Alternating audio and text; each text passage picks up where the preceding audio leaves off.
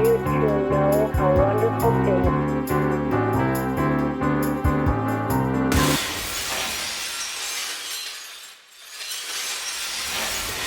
This is the Loud Family, UnShattered.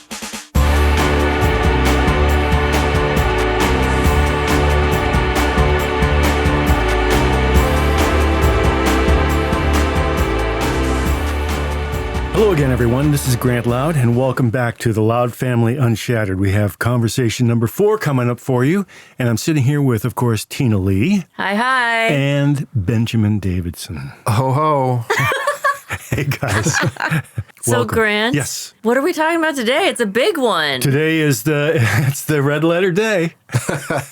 The red letter day. It was the first day for the rest of our lives, I think. This day. I don't know why I make light of it, except for that it did turn out to be a positive for all of us.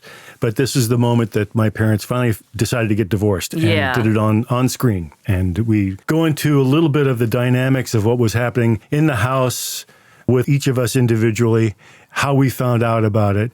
And it continues to be a very evocative memory for all of us. Yeah, this was actually, spoiler alert, my favorite conversation of the ones that we've recorded. And it's because... You love misery, is that why? No, it's because you guys are having kind of this shared experience of discovering, like reinterpreting that situation because you're hearing what was actually going on for one another. Yeah.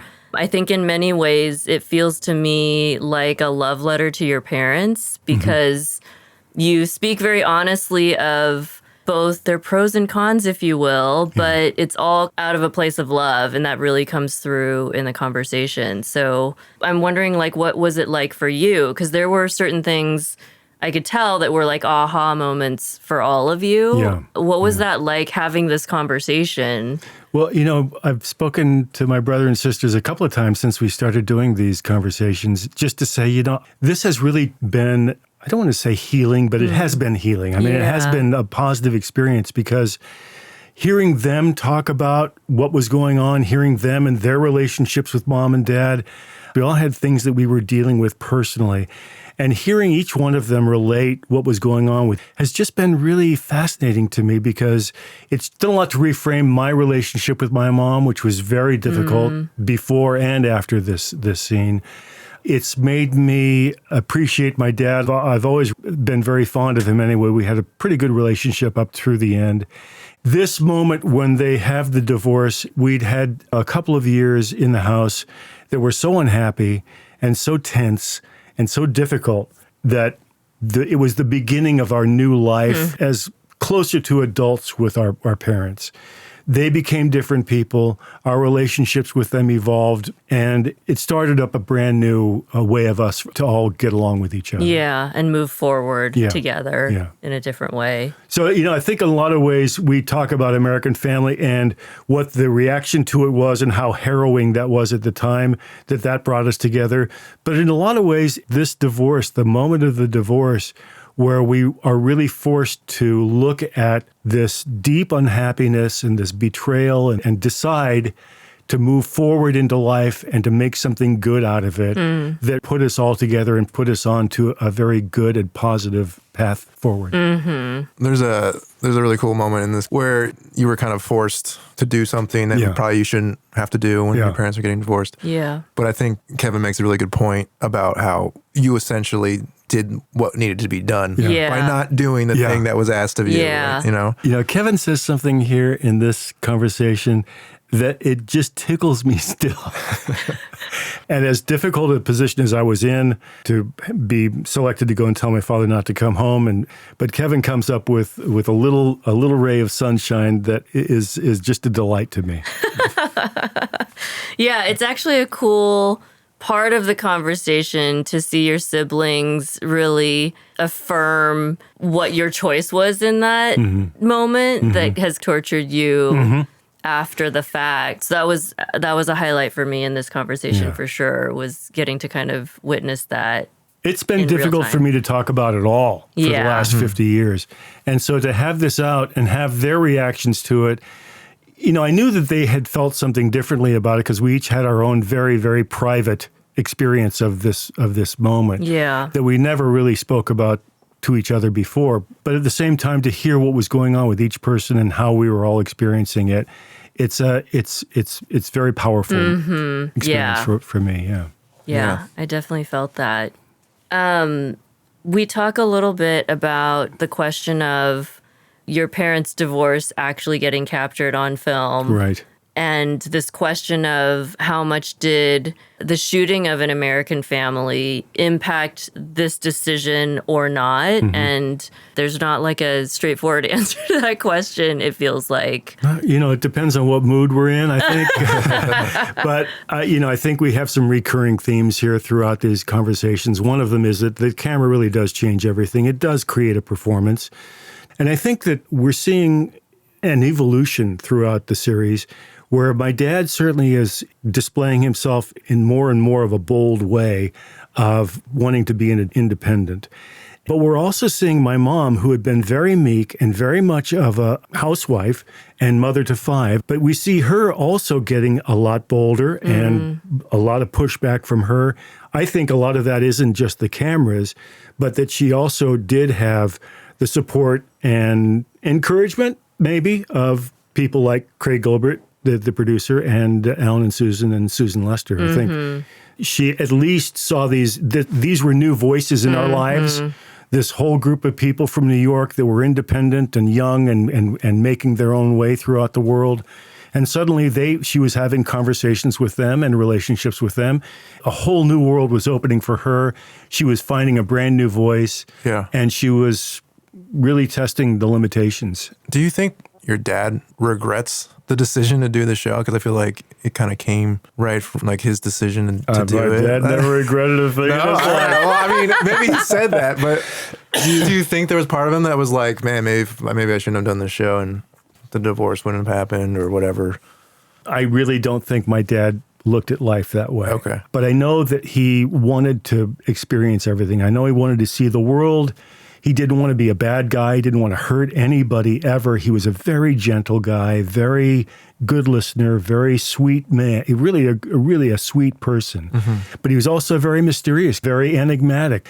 I don't think that he regretted anything. I think he just wanted to get as much out of life as he could. Yeah. Mm-hmm. And not in a greedy way, just like, here it is. We have one go. Yeah. Let's get out there and let's see what's happening and let's do it. You only live once. Let's get some calluses on our hands. Yeah. Your dad was on D-Day? He stormed the beach of Normandy? He wasn't on the beach. He was a PT boat commander. So he was stationed in England. But for D-Day, he said they would lead the LSTs into the beach so they could offload the troops. And so they'd have to pull them in through the narrow channels where there wasn't mines and stuff. And then once they had gotten through D-Day, he transferred to a company that was clearing away the dead GIs so that the new troops coming in wouldn't see dead GIs. So he saw a lot of death. He saw a lot of destruction. It's a heavy burden for the war, This conversation really speaks for itself. There's so much in here in a way that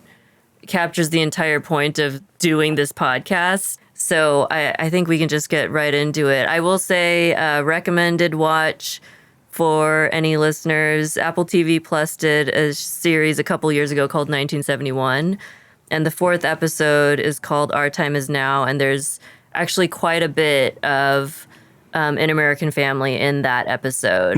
Mostly about the divorce with some direct quotes from your mom in there and some things about Lance as well. So it's a good watch. It's a terrific watch. Yeah, it's a terrific piece all by itself. It was a great documentary, but that episode was really something. Any other last comments before we jump in? As we've just been saying, this is a great conversation because it really does, in a way that I'm eternally grateful for, it shows the tremendous affection that we all have for each other. Yeah, for sure. Yeah, before we jump into that, though, I just want to make sure to remind people that if you want to leave questions and comments, that please follow us on Facebook at The Loud Family and also on Instagram at Loud Family Unshattered. And again, if you're enjoying what you're hearing and you like this podcast, please recommend it to Tell people. your friends and families. Cool. I've told mine. We do hope that this is a conversation that is of interest to you. We hope we're pulling you along in what we think is a pretty interesting story, and we really do appreciate you listening. Definitely. Enjoy this. you joy, and you don't have to explain it. It gives you joy. Okay, let's get started, guys. Yes. This is Take what? it away, Tina. Conversation 4, are we on? The big one. The big one. big one. Why is it the big one? We're talking about the divorce, one of the biggest headlines that ended up happening over the course of the airing of the show. We've never actually talked about our individual experiences at this critical moment. Yeah, and you guys have alluded, prior conversations even, to the fact that there were issues between your parents since long before the show started shooting, right? And actually both your parents are quoted as saying that the shooting of the show had no impact on their decision to actually get a divorce. They'd been separated a couple of times. I don't know when they said that. Yeah. It was in one of the articles, one of the press clippings.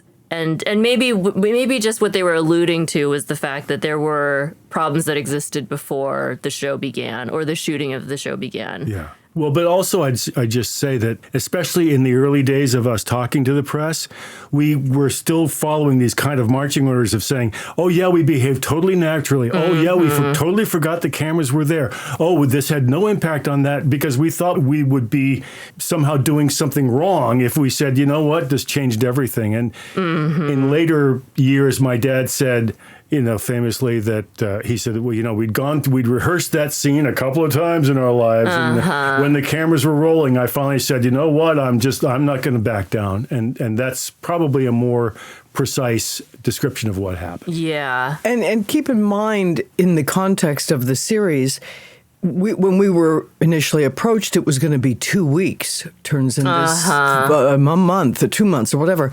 And Mom and Dad's marriage had a lot of tension well before any of that had happened. And I think they thought even with that tension going on, they could save face and go through this experience within a short amount of time and then decide what they were going to do. Yeah. But it just exacerbated the whole situation and became the catalyst for the series. Yeah, and it was only 2 weeks, too, that we were supposed to film. It turned out to be, 7 months? Yeah. Right. And even in Mom's book, she says at one point that they had kind of declared a truce between her and Dad, saying, listen, we can hold it together for this. Let's just be cool.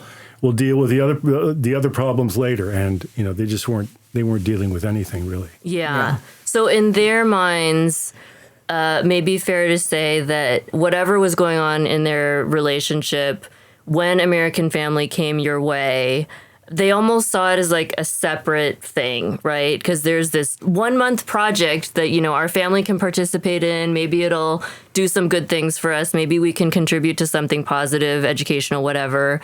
But then that's not what happened, right? Right. Do you feel like there may have been an underlying reason for them to do the show despite what was going on between them, or maybe because of it even? I just go back to children of the Depression. They survived that. They survived World War II.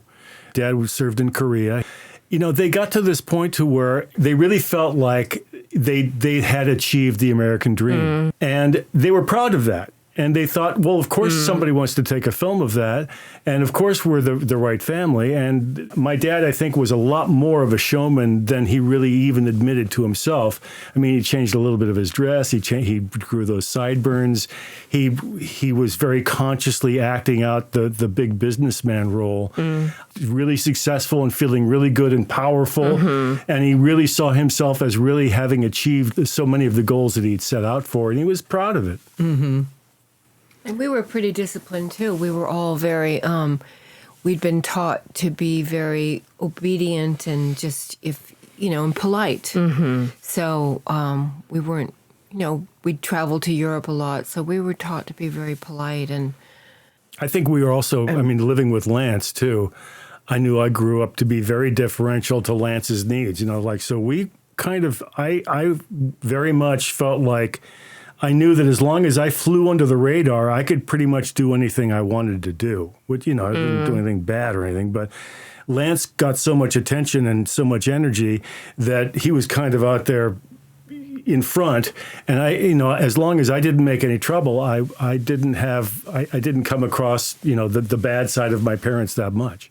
Yeah, so before we actually talk about what happens in the show, back to the whole topic of family and roles and all of that, I'm curious if any of you found yourselves playing particular roles in their relationship as things started to devolve. Well, Kevin was always a negotiator between them. The peacekeeper. The peacekeeper, the negotiator between mom and dad. Maybe you want to speak to that, Kev. Well, yeah, I mean, the last couple of years, he always seemed to have spring fever. He always seemed to kind of wander off the ranch, and you get down there with the Pepper Tree Hotel, or what was that famous hotel he'd stay at? Lemon Tree. Yep. Lemon Tree, and I would get down there and try to. What was Henry Kissinger's negotiation where he's shuttle? I do my shuttle negotiation between the two of them, and you get him back in there. Yeah, but how did that happen? Did he ask you to be the go-between between them, or? And I think mom would send me down there with some clothes or whatever and find out what he was doing, and he'd say something and I'd take it back to her, and she'd say something and I'd take it back to him. The family ambassador. And I mean, what they say that there's no one more self-centered than a teenage male. Right? So I was a pretty good ambassador because I didn't really care. I was just moving it back and forth, and I do think that the divorce. I don't think they would have gotten divorced if the cameras weren't there.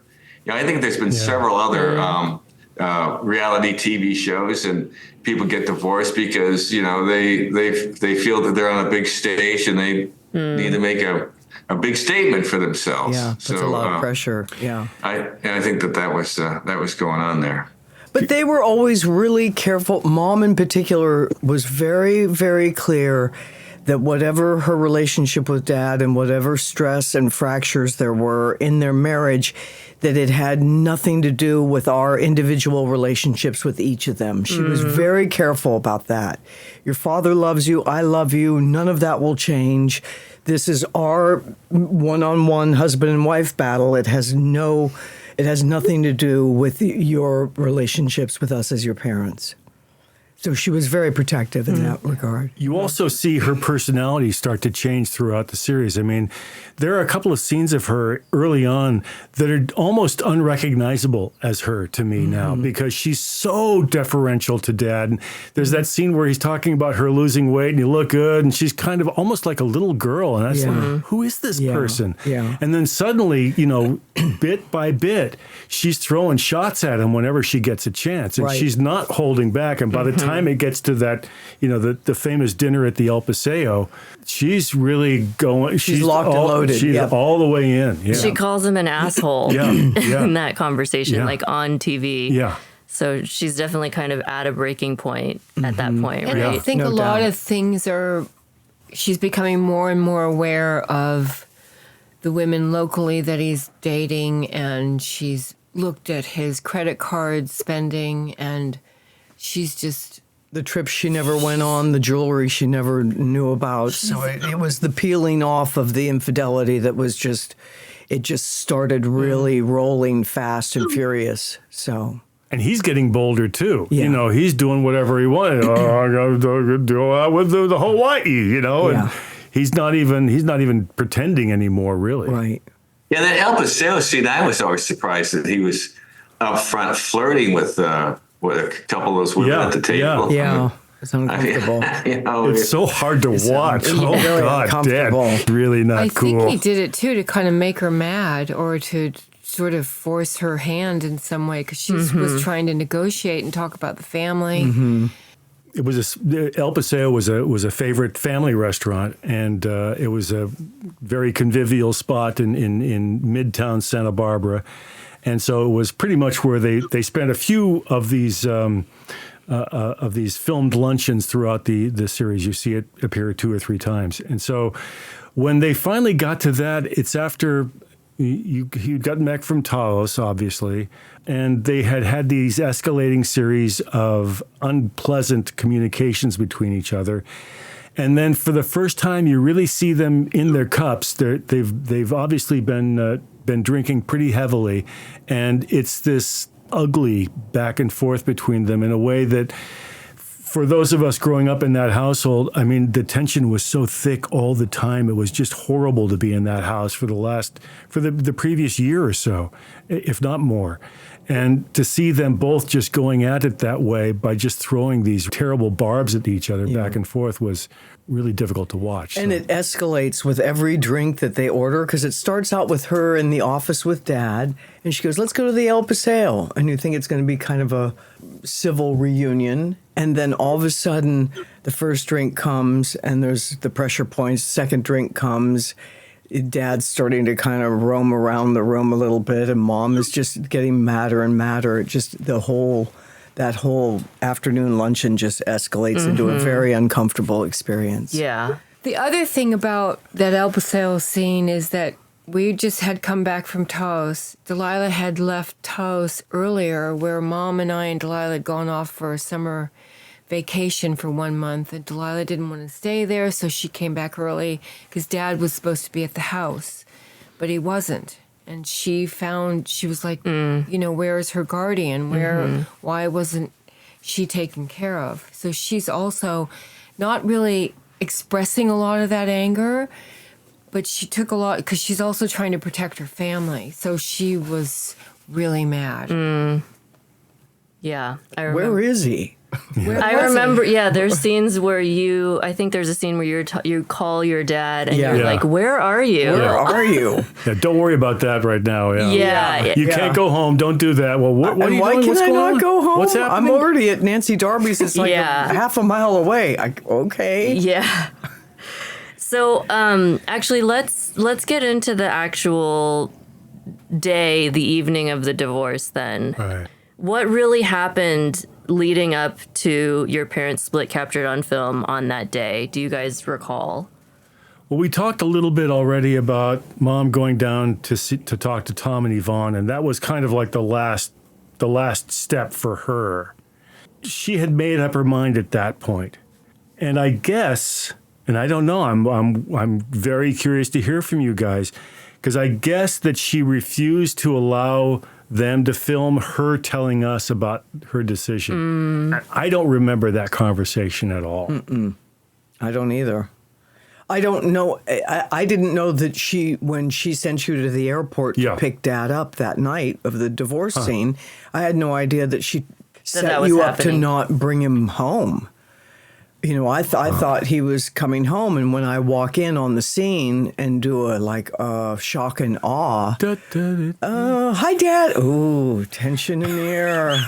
It looks like there's a business card. Must be an attorney. Back away very slowly. Very slowly. So flip then, hair and back away. Well, I definitely want to hear, Grant, from your perspective, what all happened that day. But did anyone else know that was the... No, I did not know. I had no idea. Nope. She hadn't told anyone? She hadn't told anyone. No.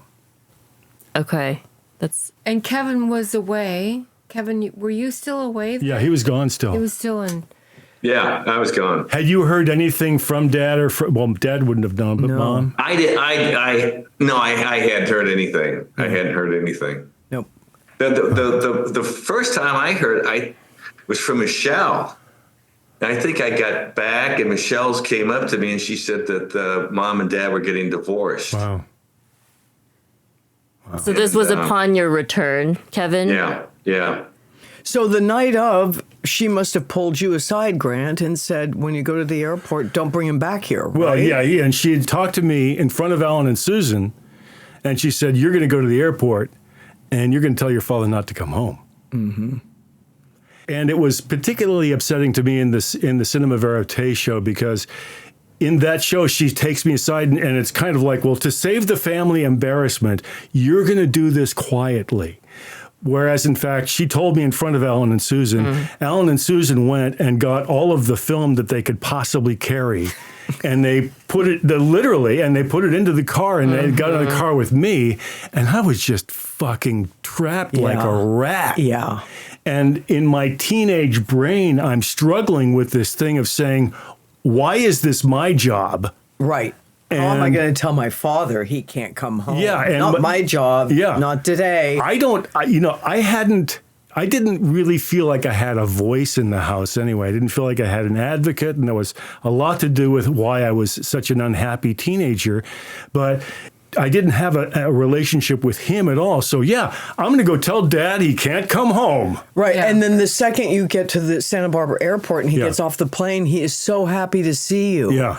Yeah. You know, Yeah. he embraces you and Well. he's like so happy to see you. And at that point, you're like, okay, 35 Wooddale Lane, here we come. Yeah. I just fucking totally choked. I just felt cornered in a way that it scared me. I just completely shut down. You didn't for have that the skill entire set thing. to know how to do that. Yeah. It was not You're a your job. teenager. I was Right. Yeah. Totally. And I do think that this sort of relationship that we had with Susan and Alan, that they wonder why Pat or we didn't turn to the cameras and just say, stop filming. But it wasn't, we weren't really conditioned to do that kind of That thing. was not our skill set. We And- didn't Right. know how to say stop filming. And they would have looked at that us. was not our. They would have been filming us say, "Stop, filming." filming." right. We didn't even have an agent to tell us to tell them to stop filming. So how are we going Well, to know and to at do this that? point, this is months into filming anyway. Yeah. So you guys are this is like a weird new normal for you, I'm Right. sure, right? Yes. Well, this is also a classic example. You know, she told me in front of them they got into the car with their cameras. I mean, I was getting the directive from her that that's what's going to happen. You're going to be filmed going to the airport to break up my marriage. I wish that I could really express this in how horrifying it was. But Alan had his shoulder camera on, and it had what they called a sun gun or like a spotlight or something. And that spotlight is right in the rear view mirror of the car because they're in the back seat. And Delilah put this so beautifully in another one of these conversations. She said you could always hear the camera purring. And the car, all I can hear, I had the radio on, but all I can hear is the entire time. It just never stopped. So and they if they ran out filmed of you film, the whole they time? put a new mag in and they stopped and Yeah. they started filming again. So there was never any moment that they even paused enough for me to say, hey, Dad, by the way, you know, I got to tell you this or something. It was once you're in the shoot, there was just no way to stop it. Yeah. But Grant, you missed your big scene. That would have been a perfect scene. Driving down the road, you turn to Dad and said, Dad, you're not going home, Hey, baby. big deal, big deal. Everybody that's going home tonight, say yes. Easy there, Dad. You've been telling me what to do with my life. I'm telling you what to do, and you're not going home. In one night, I'm telling you. Shoes on the other foot. Oh my God. Yeah. You've been a So bad daddy, and you ain't going home. Yeah. Grant, understandably, you're unable to do this thing Yeah, your mom yeah, asked you to do. yeah. You've got cameras rolling, Yeah. the whole bit. Yeah.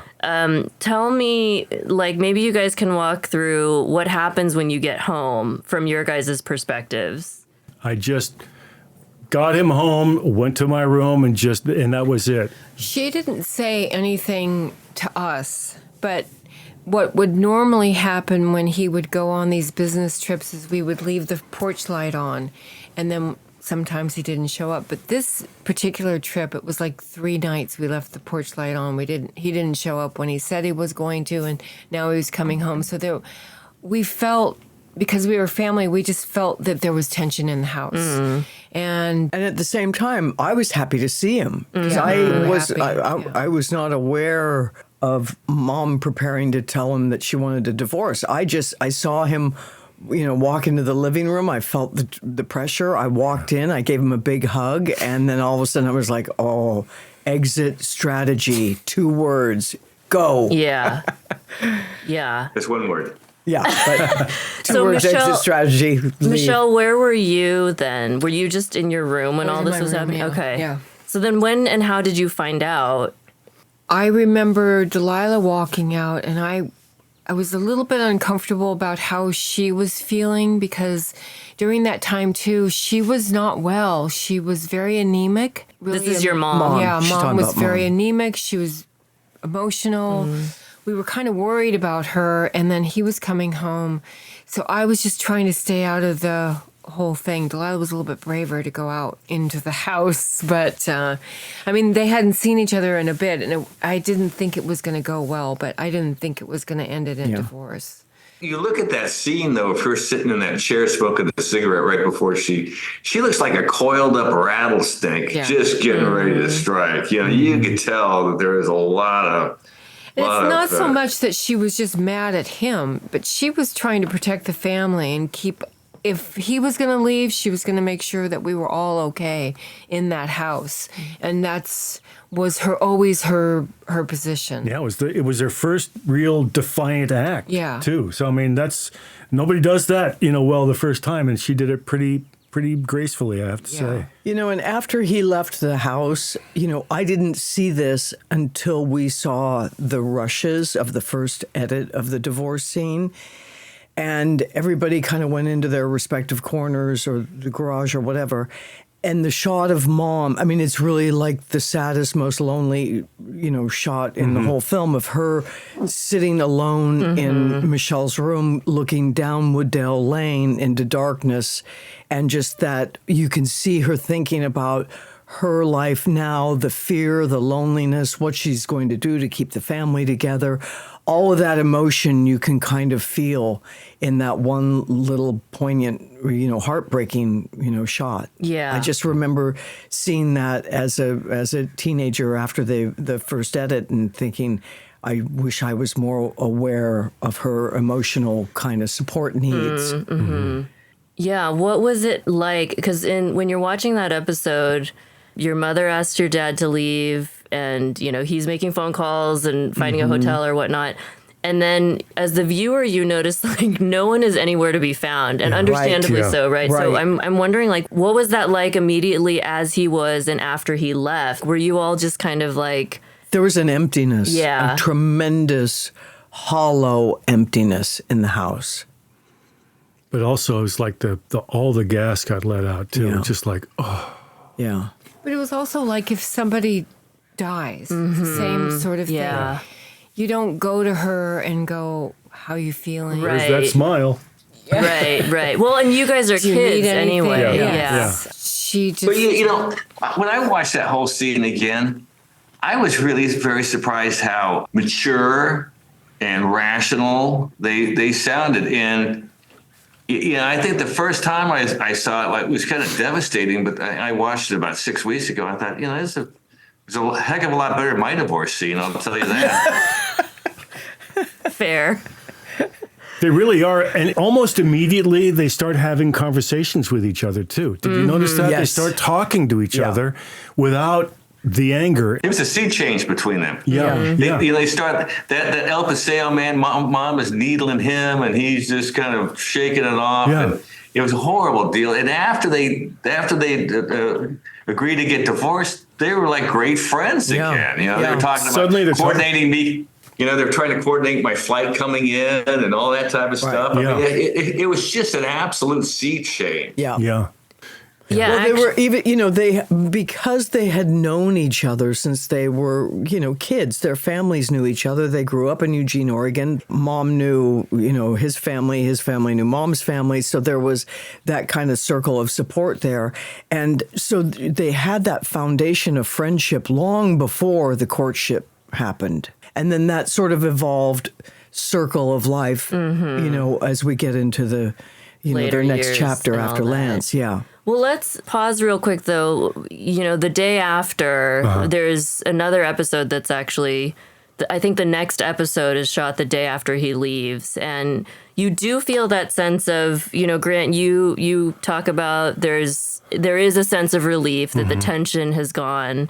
But Michelle, to your point, I think as a viewer, when I'm watching that, I feel the grief. Like you guys aren't saying anything at all about what happened, but you just feel this kind of like a cloud of loss sort of that's happened. And I wondered if you could talk a little bit about what that was like. I feel like watching him I think he liked living this double life. I think he loved his family. Yeah. I feel like he was not as prepared to move on as she'd already thought about it. She thought through all these things. And there's that scene where he's going shopping and trying to create a home again, but it's without her. And he's never had to do that, so he's trying to make, it's sad. But I think once she was just done, and she had a conversation with us privately, which the filmmakers were not happy about, but she made sure that was not on film, because she did the divorce scene, she did the scene,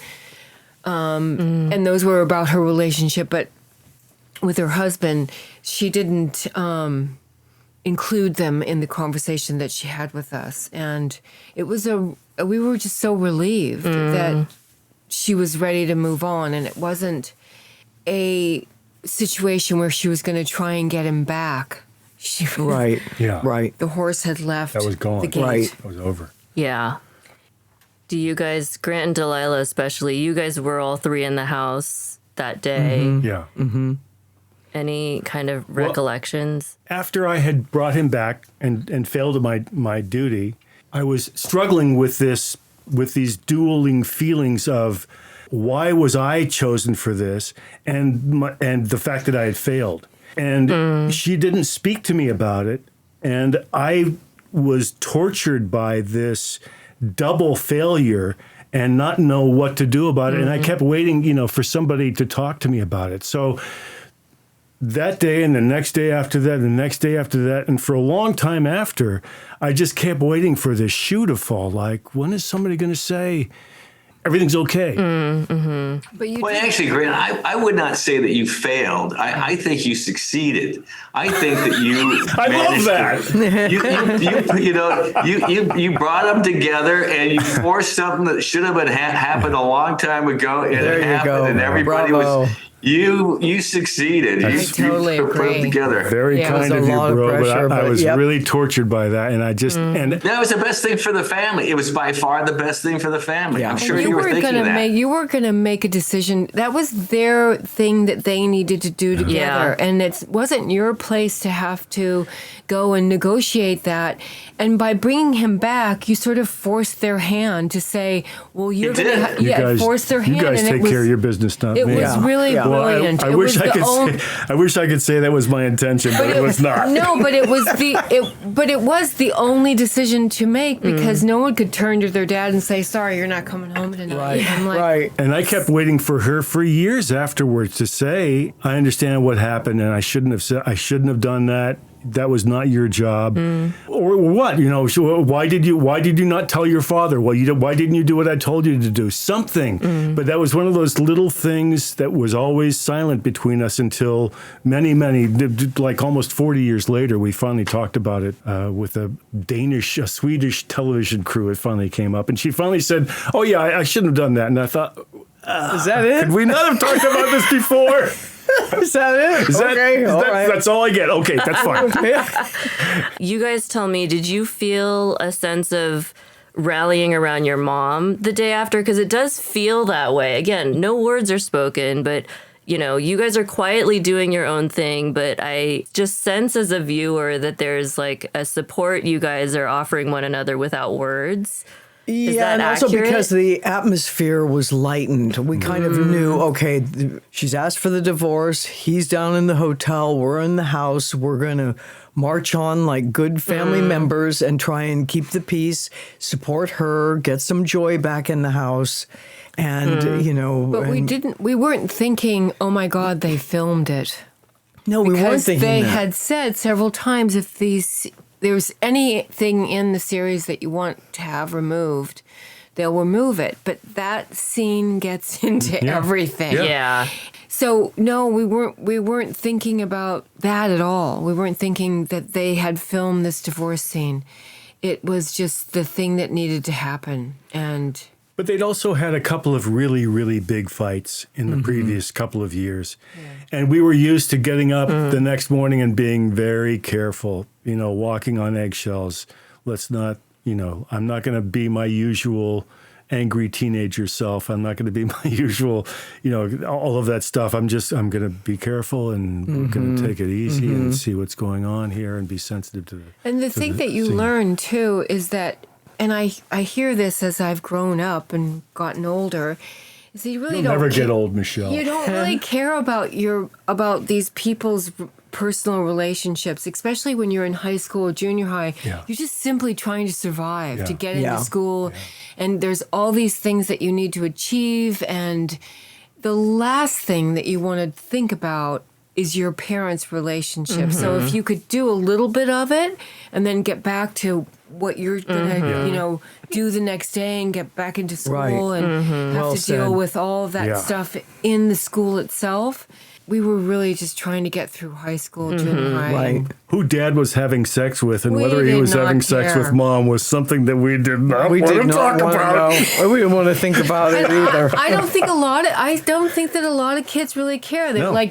that's why if bad relationships go on for a long time because they're keeping it together for the kids are just trying to survive. Right. It's very hard, to And, get through. and you want harmony between your parents, and as soon as that sort of fragments and breaks up, then you certainly feel it. But once there's a sense of relief from that, we supported Mom 100% and Dad. We still saw our father a lot off-site and that sort of thing. And she was careful to make sure that we maintained that friendship. I just think there's no perfect way to split up a marriage, really. I mean, There's no graceful way. There's no graceful way. And especially if there was no consistency between the two of them. I mean, she'd be sweet, she'd be mean, he'd be this, he'd be generous, he'd be bossy. They would just come at you in all these different ways. And I just felt like I was catching fly balls every day. It's like what's going to happen now? The list, the chore list that would end up on the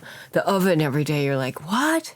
Like they're not getting along. They're mad at each You other. ran and a tight ship. They're leaving that list for us to do. And I'm like, Structure, you family get your life structure, very together, important. and I'll do the chores. Okay.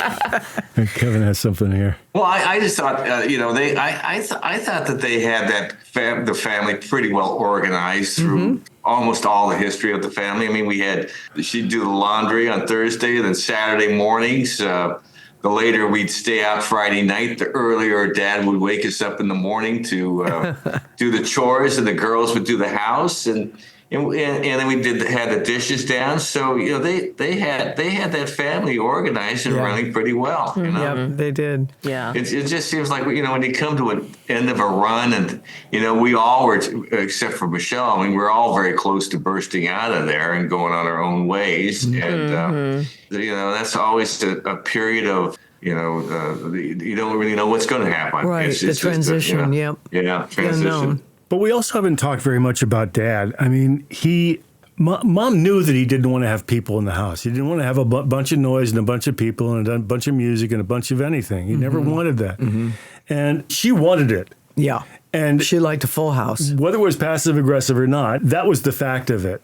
And he was gone for these increasingly long periods of time, and he became kind of a stranger, And the fact that he was as nice to us as he was, he never really came back into a really respectful or loving house. I mean, we loved him. We enjoyed him. He was a great guy. There was a lot that was really good about him. But I mean, he'd come back from being on the road for 2 or 3 weeks and he'd get us all straightened out and tell us what we were supposed to do. But we didn't really I didn't have the connection with him of saying, this is a consistent person who I understand and respect, and I know what is expected of me.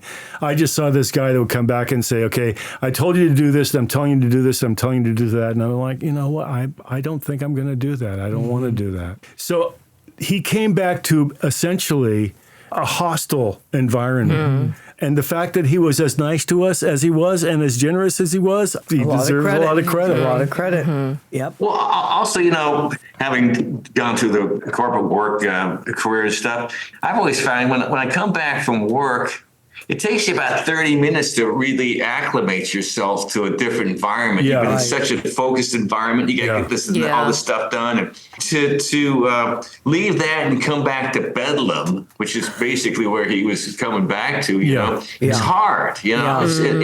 and you need to kind of adjust. And then after about a half hour to an hour, you've kind of acclimated. That had to be very hard on him. Yeah. Very hard. And even when you see that big divorce episode, I mean, the first thing he does is obviously he gets his clothes together, but he gets on the phone, he starts doing some other deals and making sure that everything is happening the way he wants to do it. So he's definitely still, conducting himself as the very, very hardworking and successful businessman that he was. I mean, even the couple days after he got an apartment and he called us and we all started having dinner together. I mean, there really wasn't much of a lag time between us being with him and not seeing him. So, I mean, maybe we saw him more after that. And he was different with us then, too. Yeah. I mean, he was different with me. Yeah. He was always going to be my dad in that way, but there was this big leap with him where he suddenly became more like that person that I knew over the rest of my life. He was a very gentle guy. He was a very good listener. He was very compassionate. He was very soft-spoken. He was very patient. Something happened in that time and with those cameras and with that series that he really was acting out and ready to move on. And I've always been sorry that people didn't see more of the good part about him. Certainly in those years it wasn't evident a lot, but he was a wonderful guy. Yeah. Well, and he really enjoyed his independence and the fact that he could have a one-on-one conversation and a relationship with us in a controlled environment, and not with music going and people coming and going and animals and all the activity that we held court at 35 Wooddale Lane that he really didn't like. Yeah, he hated that. He was very much like his mother, Grandma Loud, in that respect. He was a bit of a loner. He enjoyed his own kind of controlled environment, but he also could be incredibly engaging and very caring. And what we didn't understand, like we would come home, the TV was in his room. So we were always in there watching TV. Yeah. And he would come home from a long business trip and there'd be a bunch of people in there watching TV. And what he would do, he'd go in there and take a shower and that's come out right. naked and go, Yeah, all right. get out of here. Good segue. I'm curious how else life changed after the split. Like, it sounds like there were some positive things that came out of that. Were there any other things notable you guys wanted to mention? We were just like the walking wounded. It was just like, we have to get through this. I didn't feel pained about it. I didn't feel depressed. I was tortured by the conflict that had happened on the night of the divorce. That was preying heavily on my mind. But for the most part, I just was trying to get through 2 days. We're going to be back in high school. It's my senior year. I haven't had a conversation with my parents about my future. I don't know what I'm going to do. And all I wanted to do was get out of the house and get away from all that so that I could start my life. And it was just the three of us then, too, Yeah. because Lance was still in New York and Kevin was away. And it Well, was Kevin just, got back. Yeah, I think I was back fairly soon. I was back, I think probably 3-4 days, a week later. And I think once they split and the dust settled, they became better partners in navigating the family. And it became much more of a conversation with them. And they were lighter in their spirit and in their parental roles. And it was just a friendlier, more loving environment. It wasn't so antagonistic. They were clear on what their objectives were. Are the cars working? Do you need money for this? What's happening over here? I can take care of that if you'll take care of this. And they were very cooperative in a way that they had not been for a long time. But Kevin, did you ever have any conversations with Dad after? He was, what was this big line? Don't complain and don't explain. Yeah. That pretty much was him. Don't complain and don't explain. He didn't really complain. He didn't complain about anything. He didn't complain about any harsh treatment.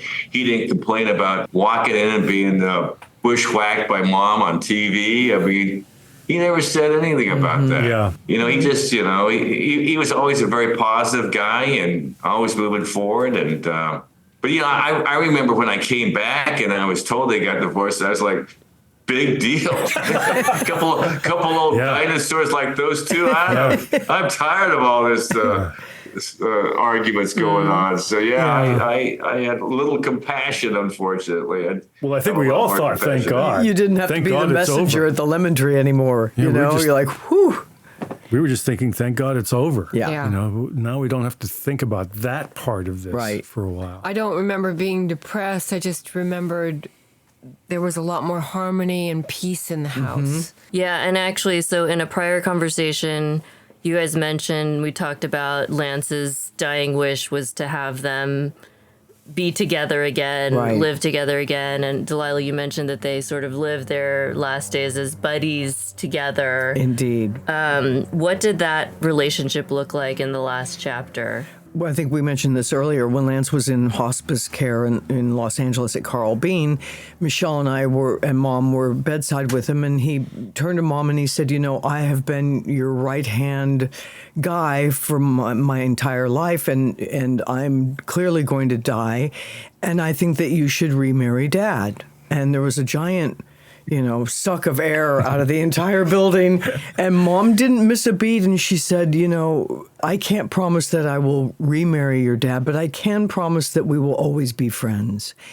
And so fast forward to that, and after Lance passed away, we basically rallied as a family, and Dad was down in Houston kind of pursuing real estate career, and he always wanted to live in Los Angeles. My dad always had I'd love to live in a big city like LA.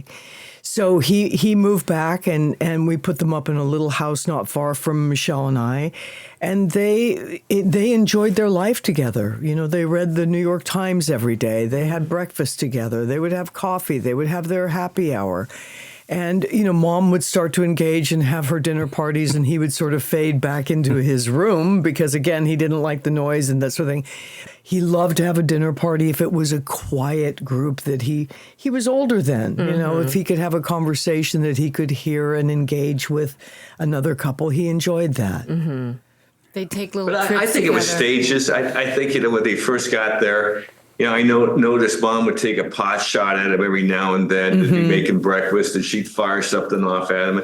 And that went on for about 5 years, and then they kind of seemed to get comfortable for 5 years. And Yeah. then, He never, you know, I think he the never last- engaged with her at all. I think he Very had careful. a lot of guilt, and so he just let her. If she was going to take the pot shot, Yeah. he just would He was smart. He go wouldn't. down Yeah. and cut the food. And Yeah, well, cut it. Bill, you wouldn't know about that because you weren't there at the time. Oh, okay. All right, Patty. Okay, you're right, Patty. He carried it for a long time. He really. But yeah, when I was staying with Mom when she was dying, I'd go into her room a couple times, and she'd go, "Oh, Bill, is that you?" Oh, And I he said, would walk "No, around the this-" house, and she would say, "Is that Bill?" Then she said, you know, he was so much fun. I had such a wonderful time with that man. I mean, you know, she forgot all about the bad stuff and just remembered the good stuff, which I think is kind of an interesting way to maybe lead your life, you know, don't focus on the bad stuff. But yeah, it was amazing how it all changed. God, that's sweet to hear. I'm so glad to hear that. Yeah. I was, you know, at the end of the day, it was a great love story. You know, they went through so much in their lives together, and She they met him lived when out. she was 4 years old. Yeah, 'cause and he was, you know, all the journey that they had been through and raising a family of 5, and then the aftermath of An American Family, and Mom moving on to New York and pursuing her own successful career as a literary agent there. And, you know, and then full circle coming back and rallying around Lance and his health and them getting back together. And, you know, they would sit out in that backyard on Raleigh Street and they'd look up at the sky and they'd see the jets leaving LAX. And they're like, remember when we used to travel, how much fun that was? Where do you think those people are going? That's cool. And then they had that toast. Which one? Their toast was, here's to a quick passing.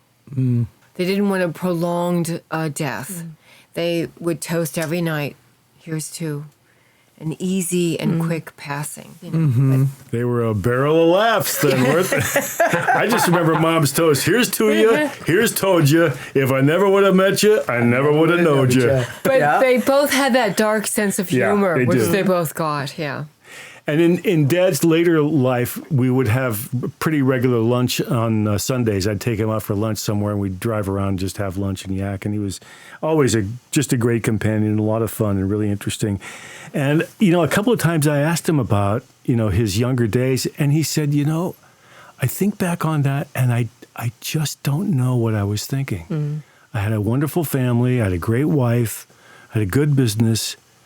I don't know what it was. And he wasn't ashamed of it. He wasn't regretful of it. He wasn't apologizing for it. He wasn't explaining it, as Kevin would say. But he just got back on it. He didn't have an answer for it. It just was something that was beyond his understanding. But they both seem to have that lust for life, because it didn't matter if you said to Dad, let's go to lunch. You'd go, let's go. That sounds good. Some people would go, I got to do my laundry. I got to do that. You go, what time are you picking me up? Yeah, he was game. And let's go and do. He was always game to just go to a restaurant or anything. He really. Well, you have this story, don't you, about him calling you up to say, let's go to London or something, or? Yeah. There's somebody was getting married, and I was working in New York, and he said, I really want to go to this wedding. So I said, okay, let's do it. And we got tickets, and we met at Heathrow Airport. And I came in from New York, he came in from Texas, and he was great. I go, what do you want to do tonight? He'd go, I don't know, call up the concierge. What plays are playing close by? And then he'd get tickets to the play, and I just learned to get him into a cab and into an elevator, and London did not slow us down. How old were you? I was probably around 35 at the time, and he was closer to like 78 or something. So but he needed hip replacement, which he had like a couple years later, but he couldn't walk. I would go like, taxi over here. Wow. Elevator there. That is a lust for life. Yeah.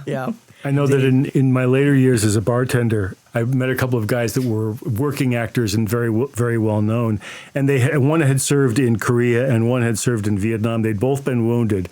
And they both said when they got home, they said, certain things were expected of me when I got home, but I had survived this thing, and I wasn't going to do a fucking thing that I didn't want to do. I was going to do what I wanted to do.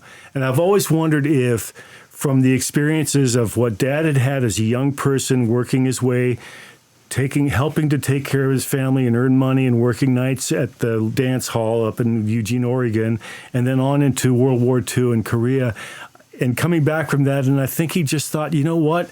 I want to enjoy the world. I want to see the world. I want to get as much of it as I can, and I want to enjoy as much as I can. I don't think there was a bone in his body that wanted to hurt anybody or make anybody feel bad, but that's just the way that it played out. I think that he just had this desire to see the world and to make sure that we saw it too. He was always encouraging of us to get out. Don't get stuck in this small town. Don't get stuck in this thinking.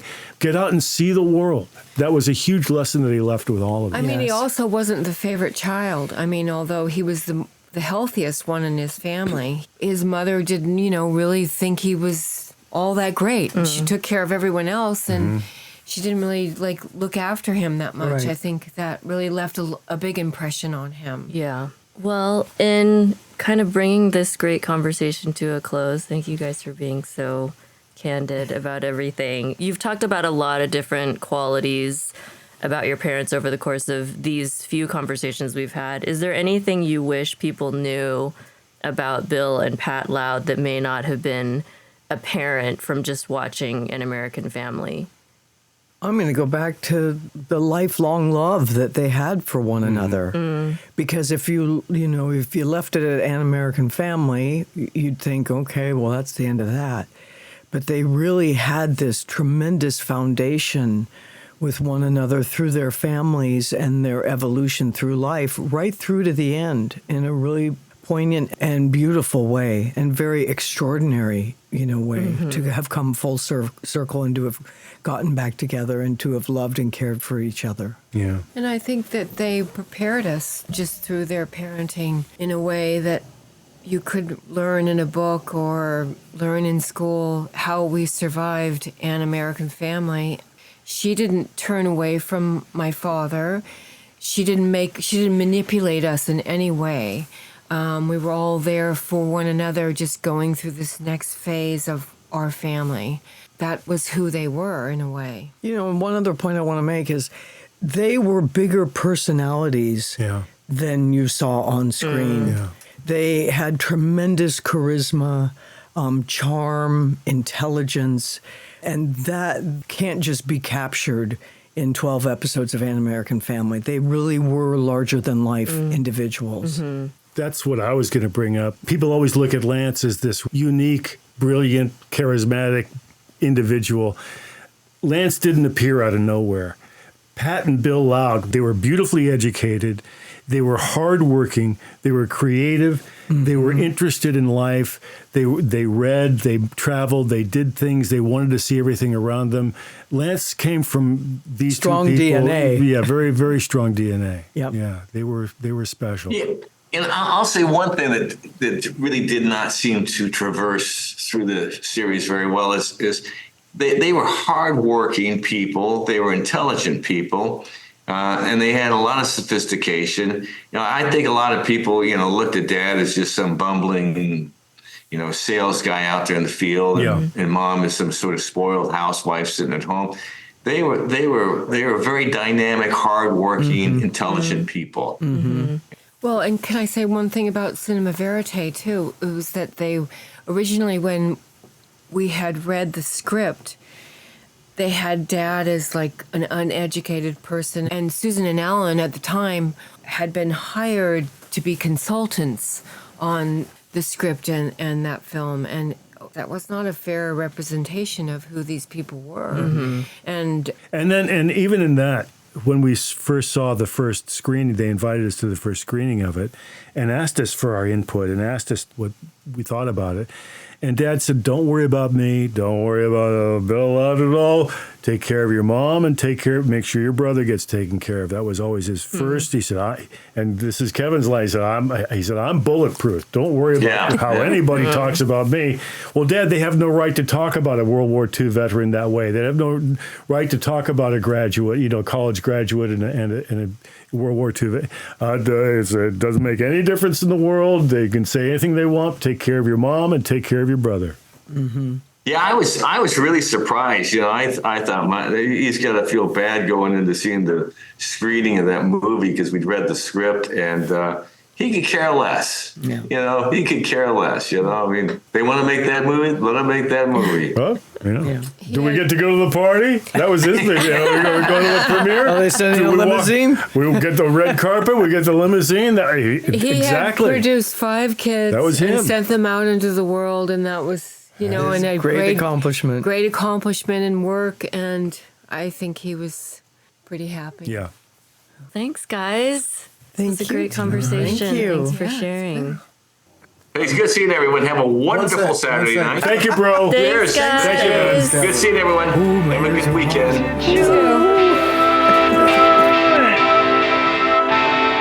The Loud Family UnShattered was produced by Grant Loud, Tina Lee, and Ben Davidson. Music by David Poe. Find more at davidpoemusic.com. Special thanks to Harry Friedman and Cole Kuntz. This has been a Magnus et Superbus production.